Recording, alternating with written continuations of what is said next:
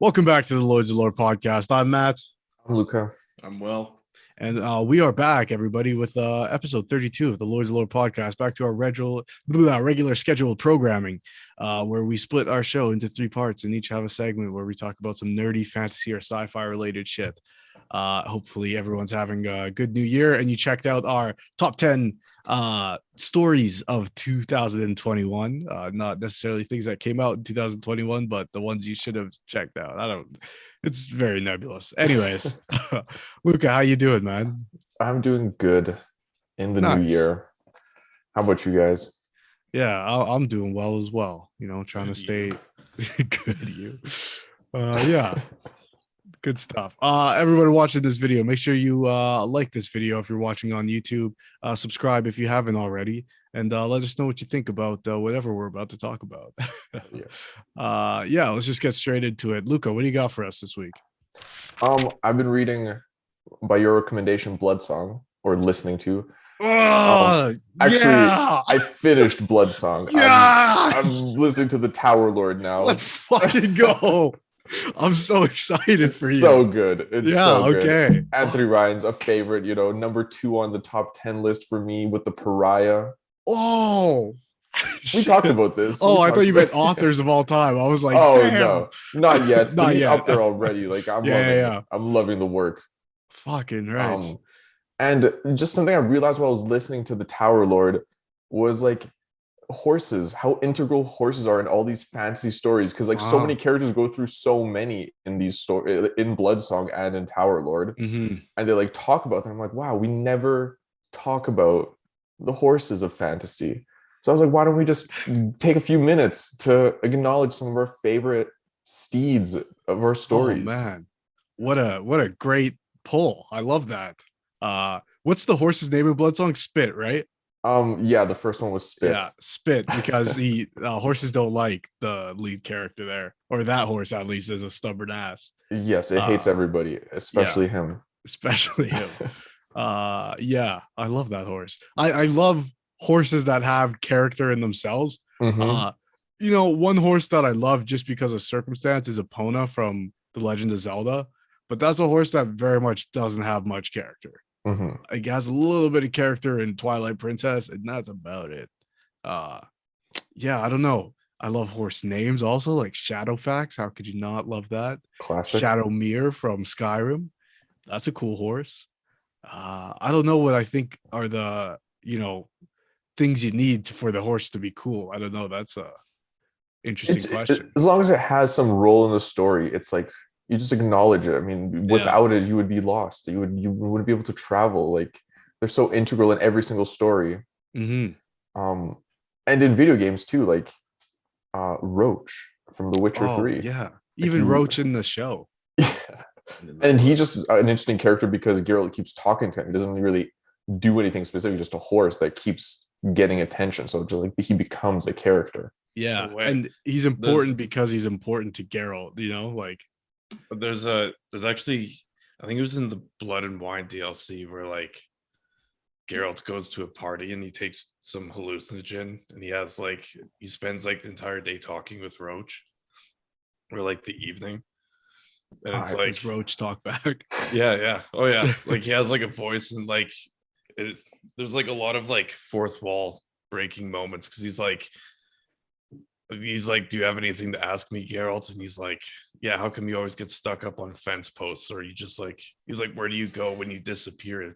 But every time I call you, you like appear out of nowhere. Like stuff like that. So yeah.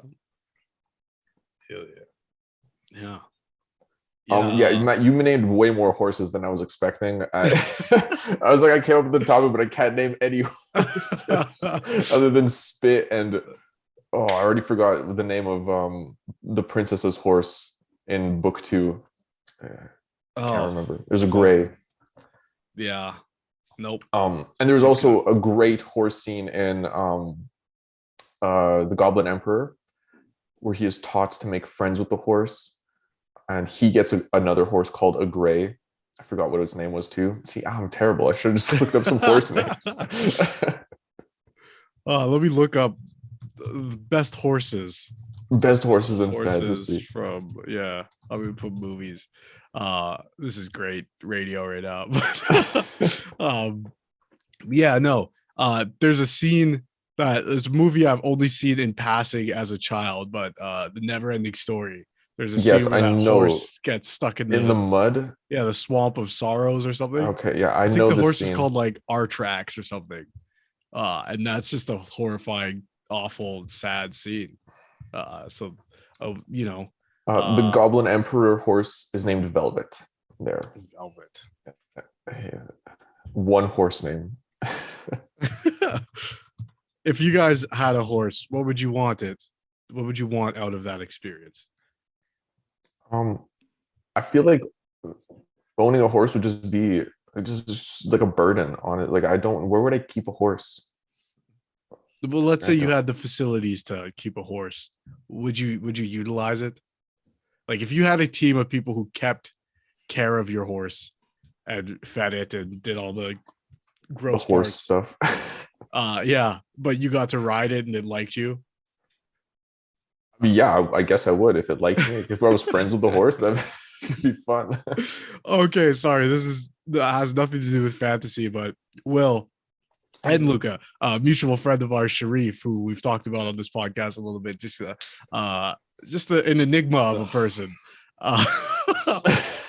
One of the funniest things he ever told me, and I've known this guy for a long time, was that when he was like in elementary or junior high, the school used to take him out to because they used to take him out to this horse farm or whatever ranch, I guess it's called. And he had like a horse that he had like bonded with, and he would like groom it and ride it.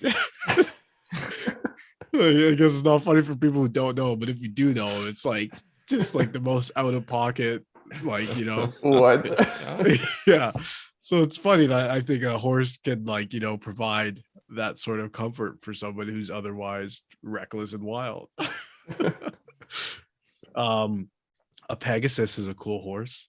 Yes. Yeah, Artax made the list on Never Ending Story.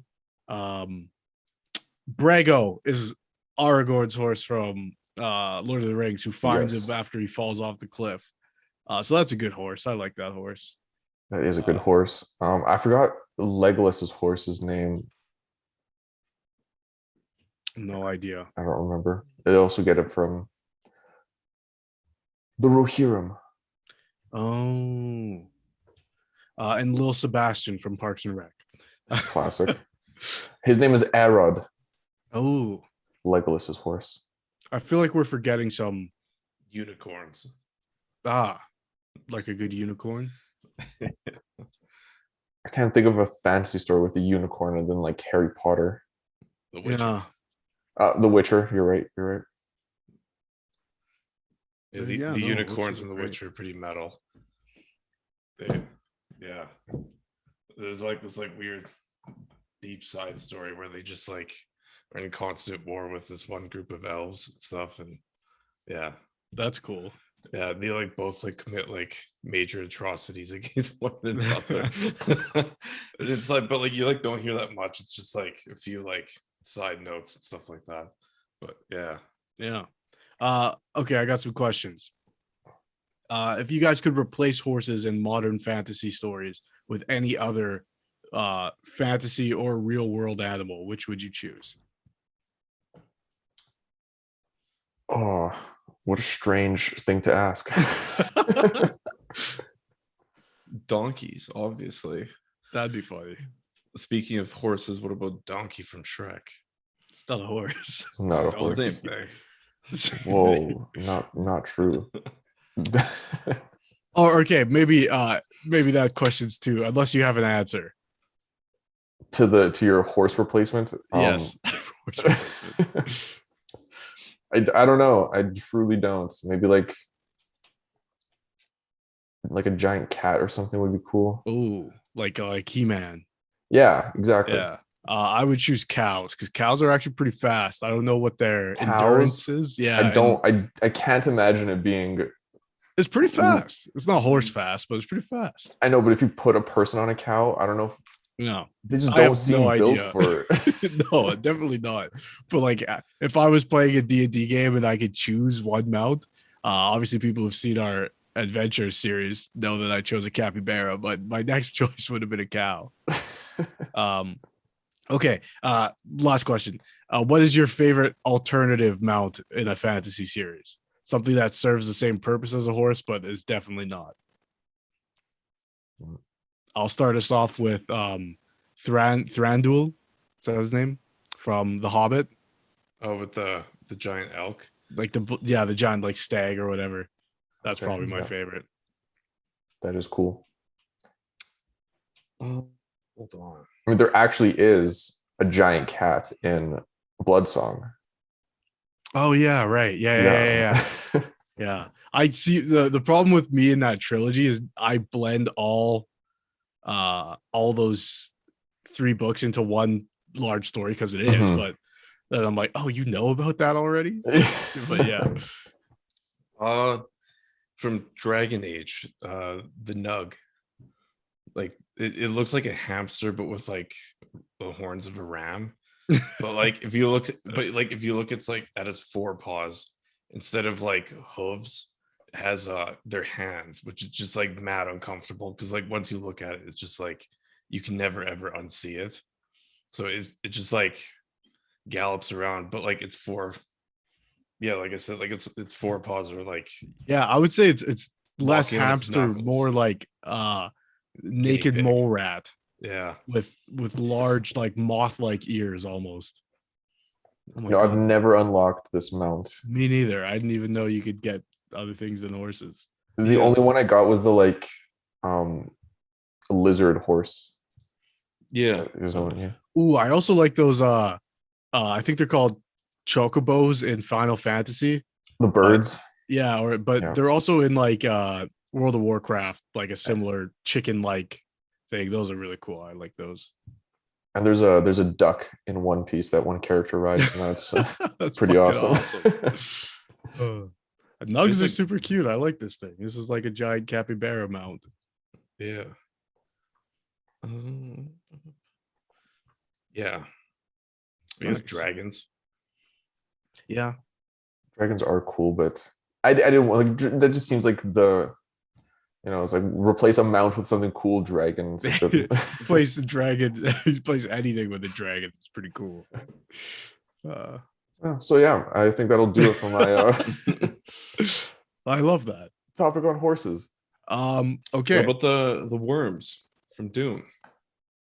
Yeah, I didn't know if you could, I mean, I actually haven't gotten to any worm riding scenes in Dune yet, so Damn.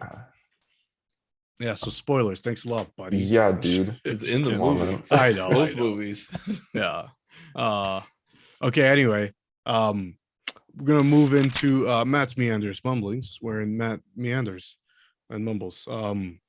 So what I want to talk about is changing original works later on. And that's very vague, so I'll try to explain it better. Okay. I have in my hands here this copy of The Hobbit with the first edition cover. So this is like the facsimile first edition, which I've been looking for a long time and actually got it as a Christmas gift. So that was awesome. It's fucking beautiful. I love this cover. I've never been able to find it.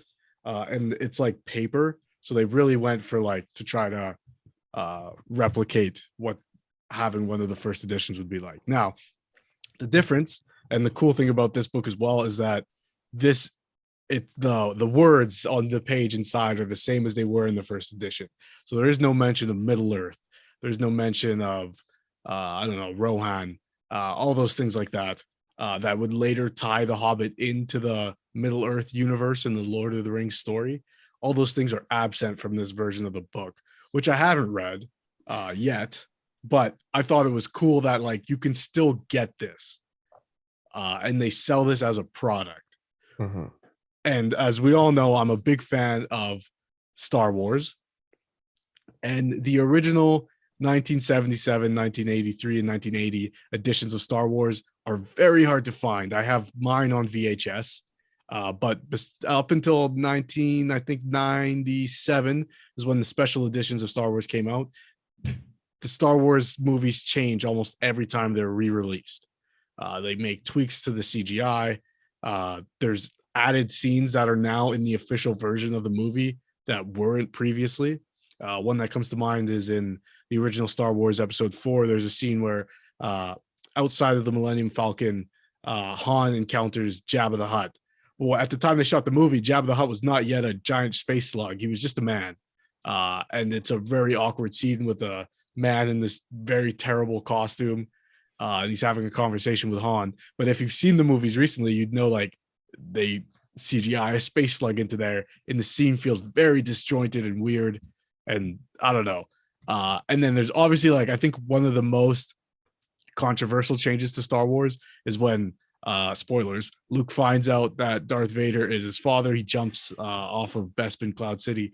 And Vader goes, no, which was not in the original version of the movie. And it's terrible. And it's the same no that he uses at the end of Episode 3, where he's still sort of Anakin, but he's not anymore. That was 20 years ago, 23 years ago. So I hate it. I think it's a stupid choice. And for me, like George Lucas has always gone back and made changes to Star Wars. And I think at a certain time as a creator, you just have to let go. And what it is what it was. And it was great at the time. And some of the changes are actually really good. You know, they changed Boba Fett's voice to Tamora Morrison. So it falls in line with all that we know about clones. And, you know, as he portrayed Jango Fett, he's now the voice for all the clones and for Boba Fett. So like that's a cool thing, but is it necessary? Maybe not. But yeah, I don't know. I'm curious to how you guys feel about this. I guess more modern examples might be like something like the Snyder cut of Justice League. Infinitely better movie than the theatrical release. And so there is an issue here as well as like studio interference. And so maybe the version we got initially wasn't the creator's intended release. And so now that they have the ability to change it, you know, free will to you. But, you know, I feel like when it's the creator going back and being like, oh, well, actually, I meant to do this. I just didn't have the budget or whatever the case is. Like Ridley Scott with Blade Runner. Yeah. There's fucking like 7 versions of that movie. And now when people ask me like, should I watch this before 2049? I got to be like, yes, but you have to get the final cut, not the director's cut or the fucking whatever cut, because it's different. And I don't know. And, you know, when you get a movie now on Blu-ray, it's like the extended director's something cut, and it's not. But, you know, it's like I can't even, like for Batman vs Superman, it was called like the Justice Cut or something. I can't remember, but I don't know. How do you guys feel about changing the original work later on in a retrospective way? I've never been like a huge fan of a franchise that's done this. Like I know Blade Runner did it. I've only seen like one version of the original Blade Runner. Star Wars, I've never even seen. Like I don't even remember which cut I've seen of Star Wars. I couldn't even tell you. And even like Lord of the Rings has like the extended editions, which is like I had only seen the extended cuts, and then once I saw it on Netflix, I was like, oh, the Return of the King's on Netflix. I'm going to watch it. And it was the theatrical cut that was like 2.5 hours. It's like actually unwatchable. Oh man. So I'm not sure about Return of the King, but the theatrical release of The Two Towers was my favorite Lord of the Rings movie. And like I knew it from front to back because I used to like just put it on every Saturday morning or whatever when I was younger. And so watching the special edition, I'm always like, oh man, they started from here. Like, what's going on? Like, and it's way more like the books. Like, I remember reading the books like a couple years back and being like, okay, so they split up from each other at Amon Hen, right? And then I'm like, okay, well, the book's about to end. And then it went on for like 5 more chapters. And I was like, yo, what the fuck? They don't start this till the next book. But obviously it's different. But I was like shocked that it wasn't, you know.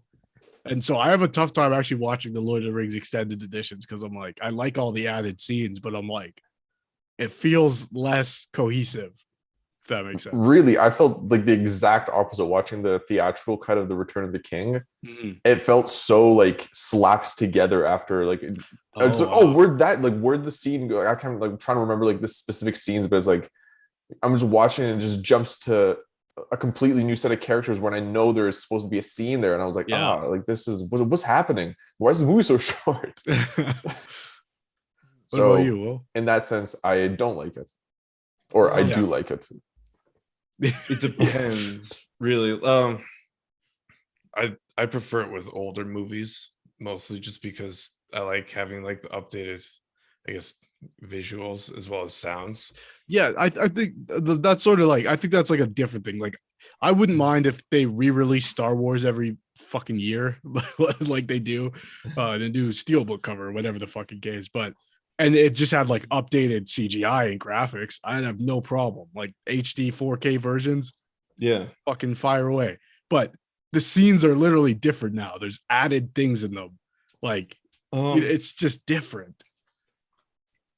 I don't know, because well, I think like in the case of extended cuts, because I think those are just filmed at the time of filming. Right. I don't know, because like Star Wars is pretty divisive, to be honest. Like it never really bothered me as much as like other than like that like corny scene when they go into Mos Eisley for the first time. You see that like CGI'd freak monster like Exactly. Yeah. just walking across screen and stuff. Yeah. But like Yeah. yeah, like certain, I don't know. So like I watched like a few, I guess, like movies that would be considered like classics that were like redone Mhm. like a few years ago, and like they were like movies from like the 60s and 70s, and like I couldn't even tell the difference. Like they looked like really good. Yeah. Example would be because like I watched like Apocalypse Now the other day, and like the redo edition is like it's longer, but it's like updated and just yeah, like it looks like a movie that came out only a few years ago. Mm. But I don't know. I guess if you're going to change stuff retroactively, I guess I would honestly I would probably side with the creator, because I think it's just if you have the IP, then it's just do whatever you want. Yeah, I guess. But like, okay, so say it's like music, right? Because this has happened to me where Greedo shot first. okay, that's what am I talking? That is the most unforgivable one, right? Let's talk about this. So Hanno's Luca, defending himself. Luca, I don't know if you're aware of this. Are you aware of Greedo and Han Solo, that scene? I am aware that it's been changed. Okay, so this is the most egregious one. Fuck what I said about Darth Vader. That I can live with that. But in the original movie, Han shoots Greedo because he knows Greedo will shoot him, but he shoots him first. There's no like, and he's a scumbag, and that's what he would do, and that's fine because he redeems himself by the end of the movie. And Greedo's working for Jabba; he's a criminal, you know. But that's literally the character of Han, is someone who would shoot first to save his own skin. Mm-hmm. That's who he is. So in the special edition, they edit in this weird scene where Han's neck twists to the side as he dodges Greedo's bullet, and then he shoots him. It's like so jarring and fucking like, why? Like, because they didn't want Han to be regarded as like a bad guy who shoots first. He's defending himself. He's defending himself a split second after doing the weird dodge thing. a plasma bolt. Yeah, I'm trying to remember like what I've seen then, because to me, like when I'm remembering that scene, it's like he just shoots him. yeah. I don't remember like I You feel like probably I've watched seen- these on that's the OG, VHS when you yeah. were younger, right? Pre-97, yeah. Yeah. No, No. I don't think so. So maybe Yeah. I did see the neck thing then. I don't know. It's been so long since I've seen New Hope. If you've watched it on a disc, you've seen the neck thing. Okay, then, And so with sure. subsequent releases, the neck thing gets less jarring. But the first like 1997 special edition release of it, it's fucking bad. Like it's real bad. Yeah, I don't, and yes, that's the most egregious, because not only is it you put in this shitty scene with this bad CGI into the movie, but you've also changed the character of Han. Mm-hmm. He's no longer a scumbag. You've made him some, smuggler with a heart of gold instead of a scumbag with a heart of gold. It's a different thing. You know what I mean? Yeah, that's unforgivable in my opinion. But I was gonna say, like, with music, I've had it where like an artist puts out a mixtape and maybe they don't get a sample cleared or whatever the case is. So then they release another version of the song, and it's an inferior version of the song, in my opinion. I'm just used to the old one and I don't like the new. And so like now I'm like, I don't even like this song anymore because I can't hear the original version of it, which was, in my opinion, superior. And so I wish they never changed it or they paid for the sample or whatever the case is. But I don't know. It's weird to like release something and be like, I'm putting this out into the world, and they'd be like, wait, I'm putting this out into the world. And like, you know what I mean? It's weird. So I guess my big thing is like, I love that this exists because if I want to read The Hobbit how it originally came out, I can, or I can read the, updated release of it. But with Star Wars, you can't. Like, they don't release side by side Star Wars in original cut with the new version. No, I don't even think tell they you the new version. I don't even think they like air it on TV. No. If it plays on, and TNT has the TV rights for it, if it plays on there, it's the new version. It's the newest version. And I think within the contract that Disney released, like, they're not allowed to sell the old version. That was, I think, like one of the things George was like, no, you can't sell it, But I don't know. I hate that. I have to buy a fucking VCR player to watch how Star Wars originally came out. Like, that shouldn't be the fucking case. You know what I mean? And from that perspective, I agree. Like, if you're creating something and you put it out, like, you made it, just like, it's kind of too late. Like, it should be too late to edit it and to change it. Like, you can't just re-release something being like, this is how I meant to do it. And this is before like the internet, or like, the expansion of the internet to a place where like, I can delete this from the internet. It's gone. If you had it saved on your phone, it's now gone. You have to listen to the new version. This is just a guy who was like, I don't know, maybe people won't care about VCRs one day. He was right, but fucking, like, he just changed it and was like, you can't get the older versions. This is all that's left. It's just so like that's what I saw in the theater. Yeah, I want that experience back. Not me personally, but like, you know what I mean? Like, I grew up watching these VCR versions of the movie, and I would like to see those again, but I can't unless I go out and find a VCR, which maybe is reasonable, but if you're going to update the movie, like, just update the movie. Don't change it. Yeah, and that in that sense, I guess, like, Lord of the Rings Extended Edition isn't really that same situation, because it's not at all. I don't think it's just adding scenes to the original movie. All the original scenes are still there, whereas like this is changing the actual things that happened. Yeah, and you can still go out and get, like, Netflix has, the extended editions and the regular editions. And if you go out to buy Lord of the Rings, it comes with both.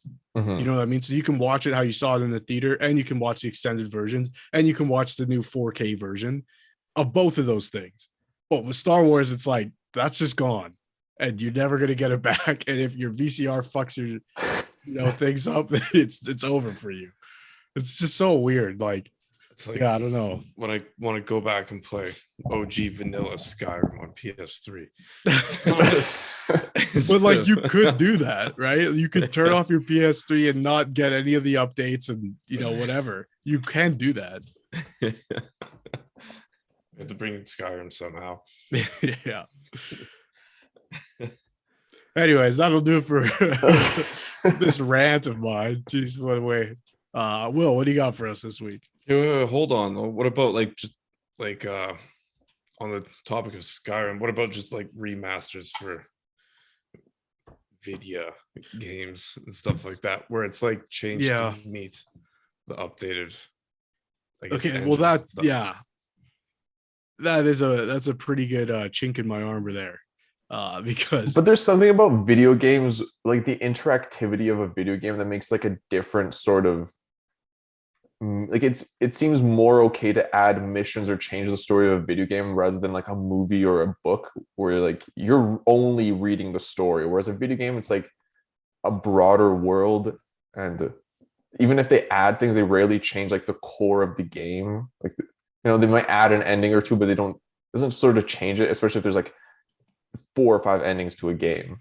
Yeah, and I think like maybe Skyrim for me wouldn't be the best example, but just look at like all the MMORPG games that exist where people have been like clamoring for years. We just want it to go back to the way it was. And then the company, like, say RuneScape, right? RuneScape Classic is, tenfold more successful than RuneScape. the updated version of RuneScape that has everything that someone playing it back then would want. And like you could play in 3D or whatever. I guess Maple Story's more that's a like a monumental thing. But for RuneScape, it's like the graphics are insane. Like you have way more options, blah, blah, blah, blah, blah. But people just like, yeah, I just want to go back to killing goblins and those sounds. Like I just want that nostalgia kind of thing. And it's way more successful. Like, but for like Skyrim, I feel like just being in Skyrim is the nostalgia enough. Like the actual gameplay of it hasn't changed enough where you're like, this doesn't feel right. Taxing. Yeah, it's soul draining enough that it feels familiar. Yeah. It reminds me of my pain. Yeah. Yeah, I don't know. How do you feel about video games, Will? Like, is that something that would upset you if you got like a re-release of a game from PS2 and it's now being remade to PS4 and it's different? Or do you just accept that? Different, I guess, if they changed I guess like some of the story elements, I would probably be kind of rattled. I remember when Mass Effect 3 dropped, that was like a big thing, was the ending, because it was just like, what the fuck. Yeah, because they kind of BioWare kind of did something similar, so I'd be pretty, I guess like, well, like I wouldn't be like actually upset, but I'd be like annoyed because like, yeah, you put that much time or whatever into it, and then it's just like if you're like reading a book, then somebody rips out a bunch of pages and changes it up, I'd be a little bit rattled. It just goes from like type to just like someone's chicken scratch. Yeah. Just write my own story in. But I don't know. But like I said earlier, at the same time, it's kind of like if I was George Lucas, I would want to be like the overarching. You could definitely do a convincing cosplay. I need my glasses somewhere. Give us your best George Lucas impression. I don't know how to do his voice. I don't think I've actually ever heard his voice. It's very like subdued. But like, yeah, I don't know. Like if I was the one who created Star Wars, I'd probably like want to be the overarching voice on it. Yeah, that's fair. Yeah, I don't know. It's still wild to me that he sold it to Disney, but yeah.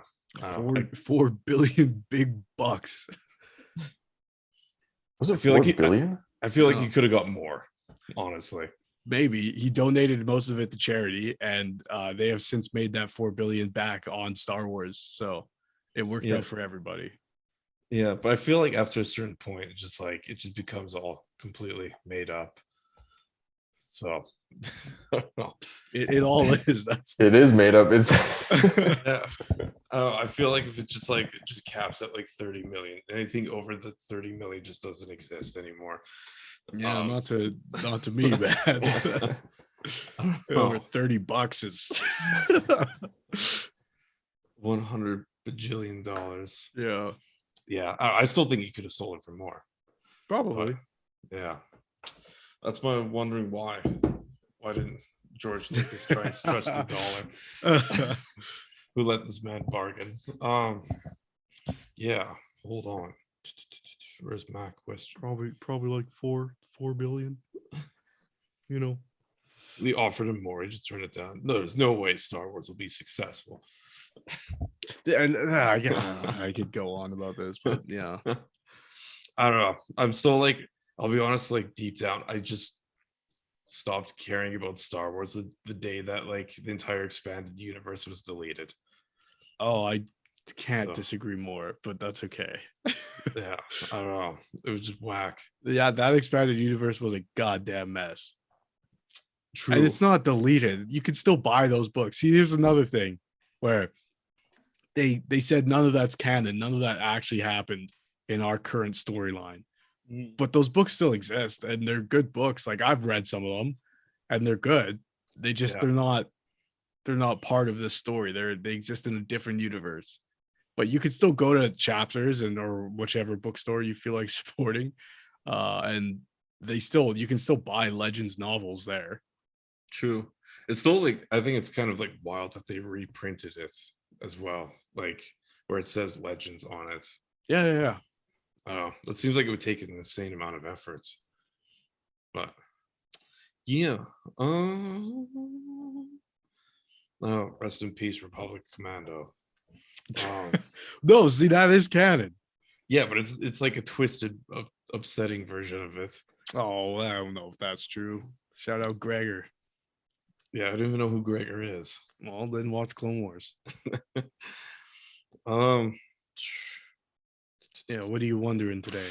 so speaking on the topic of Vidya and The Witcher, I've been ripping The Witcher quite heavily, The Witcher 3. One of the things that I actually really, really like about it is that it takes, like, I think it probably does the best job of any fantasy series, like incorporating like real world elements. Mm. Like a lot of like the different factions and kingdoms and I guess government groups and stuff like that. They're all More so than Dune. yeah, I would say. Oh, okay. Like they I think it just does a better job of just like kind of recreating all that. And I think my biggest gripe is that we always like it's pretty common to bring fantasy elements into or real world elements into fantasy works and stuff like that. But to me, it always just feels like very, very like surface level. So I was like, I'm wondering why you think that is. Because, like, for example, like in The Witcher 3, like the Duchy of Toussaint is like a mixture of like like France, Italy, Austria, like all packaged into one, but like they go beyond, and it's like you could tell like all the different names of different characters and stuff like that. They're all like very, very similar to names that you would see in these different places and stuff like that, like in the real world. I think I have an answer for you. Lay it on me. As someone, Luca, I'm sure you can relate to this. As someone who's made fantasy worlds for the purpose of playing Dungeons and Dragons, it is just so much easier if you can go, okay, this region of people who have this specific aesthetic, let's just say they're Russian, okay, and let's leave that there. And then over here, okay, these people are Scandinavian. And then so when we're playing the game, they're like, oh, what's the name of the shopkeeper? I'm like, Lars. His name is Lars. And it's just so much easier to keep track of things that way, because it's like, this is my proxy for Russians. And instead of them being Russian, they look like Roman gladiators and they have the attire of that, but they're Russians and they're named Russian. And that's different enough that now it's fantasy. And, you know, these people, these elves that have dark skin and live in this jungle over here, they're French. So I give them French names, and that's different enough that, you know, now we're in a fantasy world because, yeah. So I don't know. My explanation would just be like, it's easy to sort of take things that already exist and put them into your world and speak on them within the context of your world as it would apply to our world as well. But, you know, it's easier than just to come up with naming conventions, which is really hard. Do you think that's just like more so because, I guess, in the context of D&D, it's easier for the players, or is it just easier like in creation? It's easier for the DM to be like on the spot, like, yo, what's this guy's name? Sven. It is Sven. And also, like, as in our world, names carry weight, right? If someone tells you their last name and you know that last name has Spanish origin or something, you can start to figure out where that person may come from and how you're interacting with them today, right? Like, you know, whether they part of like a colony, like what used to be a colony, and that's why they have that type of last name, or if they have, you know, ancestry hailing from those regions, or married into a family that does stuff like that. Like, and so for D&D, for characters, you know, if you like, oh, you find the letter that has all this incriminating stuff on it and it's signed by so and so sans les bleus. And you know, and it's like du fromage. Yeah. Yeah. And they can be like, oh, this must have been an elf. And maybe they're wrong and maybe they're right, but you know, it implies something. Okay. I guess a follow-up to that is, if you had the resources as like a major fantasy production company, like let's say if you're going to make your own Lord of the Rings, like would you go the route of incorporating new, I guess, real world elements, like, I guess, for example, like aesthetics, or just, I guess, kind of like mirroring certain events in real world history and stuff like that. Like, would you do that, or would you prefer to just completely start from scratch? Go ahead, Luca. I mean, if you're adapting a work, like you're saying, like making a new Lord of the Rings adaptation, or like doing like the Amazon TV show. I mean more so just like that was just like Your an example, version, like yeah, a Wheel like of Time. if you're just making like your own IP, I guess. I feel like you'd want to incorporate real world elements to just ground it in something for the sake of the audience, if anything, and for your own simplicity. Like if you're having to create your own characters and story within this world, like you're adapting a story within, I don't know, the world of Middle Earth that isn't the Lord of the Rings story. Um, like I feel like giving yourself that extra work would sort of be unnecessary, and you'd want some real world elements, but then you run the risk of alienating the source material so much from like the people that know it, that it's like, what are you even making at that point? So I feel like it's a fine line you want to walk, like Yeah. maybe more visually, like in subtle ways you want to echo our world. I almost feel like it's very hard to have original ideas, in the sense that, like, I think everything we make is inspired by something at this point. Like, so it might be tough to like separate the aesthetic of one army historically and then apply that to a different group of people from a different part of the world. But that's something that's effective, right? Like, we know this is a part of a faction because they're dressed in this way.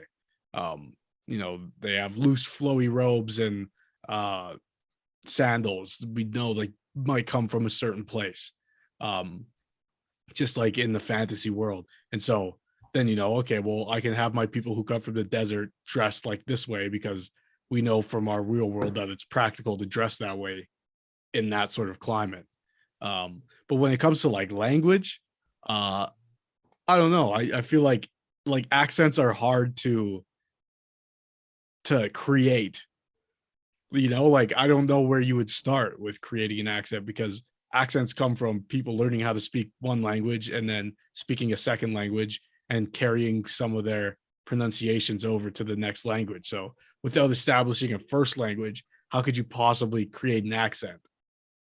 You know what I mean? You use the default British one. Yeah.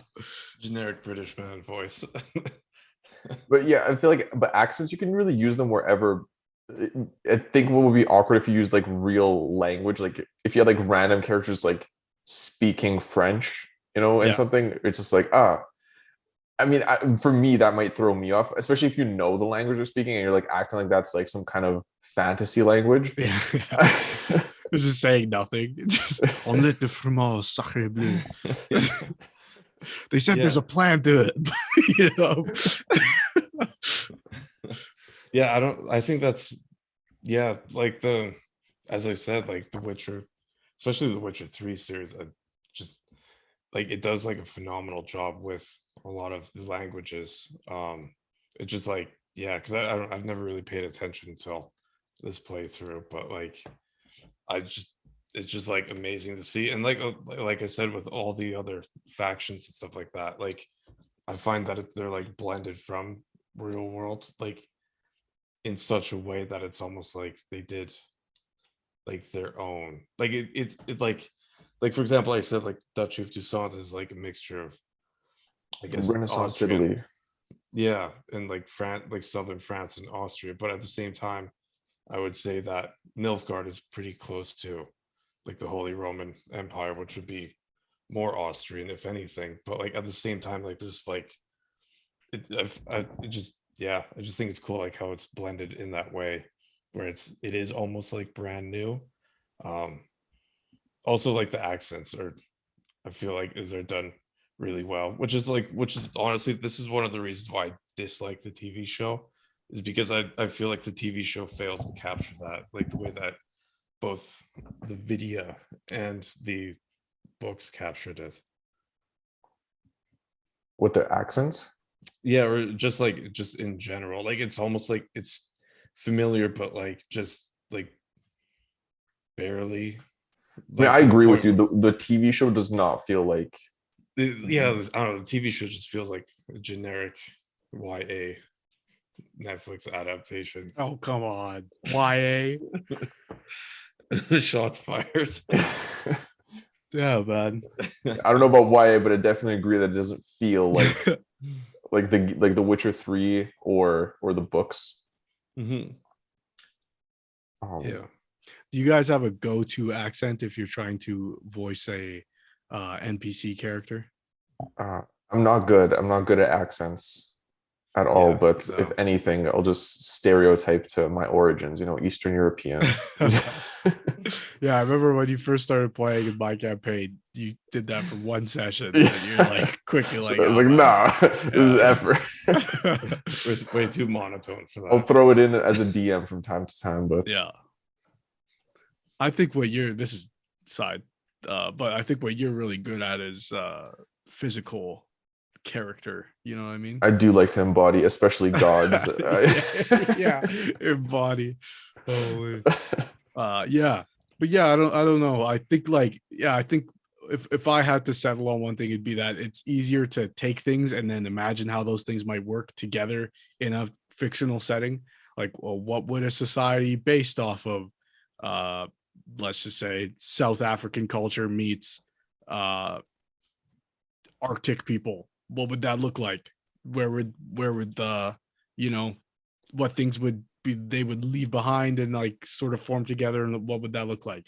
Then there you go. There's your fantasy race. Here are waterbenders, like, you know what I mean? Mhm. Something like that. I mean, you draw from what you know, like Exactly. Yeah. like you even if you create a brand new culture, like you draw from things that you've heard, or like you hear of a custom in a culture and you just change it until it's almost unrecognizable. But like if you draw it back, you see where it comes from, and that becomes your fantasy race. Like any fantasy story that has a desert, like desert cultures in all stories are inspired by the desert cultures that exist on Earth. Yeah. And like cultures that live in the Arctic, they all are inspired by our cultures that live in those climates. Yeah. Like Vikings in every fantasy story, like whether they live in the plains or mountains or grasslands, like they're all inspired by the Vikings that we know. Yeah. Like how many times have you guys heard or read about like clones of Valhalla and like the beliefs of other tribes and stuff? Like, yeah, because it's just you're taking it from here and you're putting it here. And I think I feel like the reason why a lot of people go to fantasy is you have something to say about the real world, but just to say it gets lost in the ether. Everyone has an opinion on something. Make me interested in why I should listen to yours. Okay, there's elves. All right, I'm in. Like, there's swords and magic. Okay, well, now I'm interested to hear what you have to say. And you can sort of say it without saying it by having it exist in a different world where, the story is as important as the message that's coming across. And I feel like that's why a lot of people write these types of stories. And so, again, you come from what you know and what you want to say about the things you know. And then that's where we get fantasy races or cultures.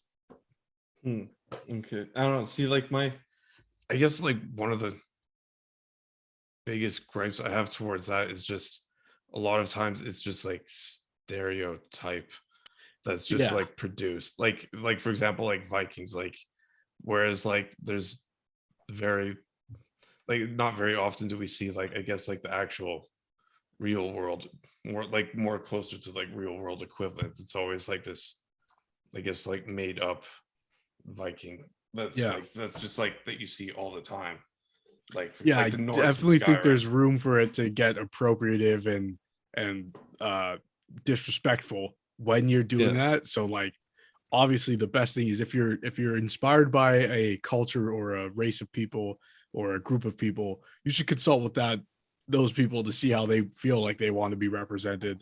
And if you're going to borrow things from their culture, you should learn about the significance from it before you put that into your fantasy world, because what may seem to you like a cool celebration might be a very religious traditional thing. And should your book get adapted to a film at some point, you might be offending a lot of people by displaying those types of things. Something as simple as like sage, right? Like I feel like in a lot of movies and stuff that gets representation that's not really accurate, and to some people that might be offensive, right? But for other people, it's just like, oh, I thought it was a cool thing I put in my fantasy story. which I don't think is harmful, but it's ignorant. It's negligent, I guess. Yeah. I mean, you should do the research on anything you're inspired by. Like, you should Yeah. understand what you're pulling from and use it appropriately. But then, I think in the context of stories, like you get like those stereotypical representations because the characters in the story only interact with those races or cultures on a very surface level or not at all. For example, like with the Vikings, you often get the stereotypical big dude Viking characters because the only Vikings they're interacting with are like the soldiers. They're never like in their culture. They're never in their lands. So like, I think you run that risk when you're like, especially when you're interacting with that culture, like closely, like you're in their cities. There you see like if the author is ignorant or if they actually know what they're talking about with what they're pulling from. Yeah. See, Very another shot at the Netflix adaptation of The Witcher is we rarely, like, one thing I noticed, especially in season 2, is we rarely see like whenever we're introduced to a character, like you never really hear like their full names or anything like that, or like where they come from and etc. Like, for example, like that while they like completely butchered like Kahir's character, like in he's like the dude who's like chasing down Siri in season 1. I haven't. Oh yeah, that guy, the feather cap. Yeah, guy. exactly, right. I haven't finished the series yet. Damn, not even season 1. I finished season 1. Yeah, I know that guy. Yeah. Whereas like he's like very, very important figure in the series, and like is like I feel like his like the way he's described or and like portrayed in the show is like incredibly surface level, but most of the characters are, honestly. Also completely wrong too, some of them, like, oh my god. I mean, dude, man. the showrunner has never read the books. Like, I think that's foul. I honestly enjoyed the first season a lot.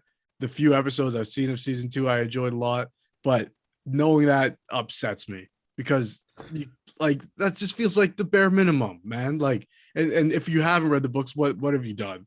Played the games, which are in themselves not canon and fanfic in a certain way. Like, I don't know, that to me is not cool at all. I don't like knowing that. Using fire magic is okay. It's just drawing upon fire as a fuel for your magic is bad. Contrary to the TV show. Nerd. Groundbreaking. Hey, everybody, this guy's a nerd. He's talking about fire magic. He's all upset about it. I think that's kind of it. I think next session I want to do like sports and fantasy. Ooh. I was thinking I saw like the Warhammer Blood Bowl thing. Oh yeah. It's just like fantasy football. I actually have a lot of feelings about sports and fantasies. I'm glad you said it. And I'll say this right now because fuck J.K. Rowling. Quidditch is a dumbass sport. It's real dumb.